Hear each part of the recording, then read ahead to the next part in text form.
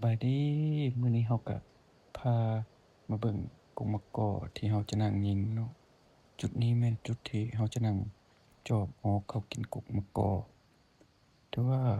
ใช้เวลาย่างขึ้นมานี่ก็ประมาณ1ชั่วโมงเนาะจุดที่เรานั่งนี่แม่น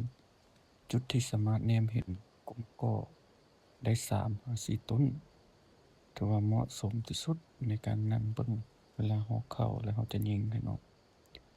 บ่อนเรานั่งนี่ก็หมูป่าก็เข้าหลายเนาะดุดกินมะกอกจนแปลนจนหมดแต่ว่า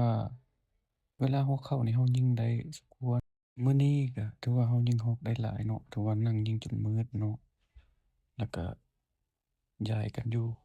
มันมีกมกหลายก็พากันดังไฟนั่งท่ากันสิลงมื้อให้มาครบแล้วพวกเราจะลงมื้อ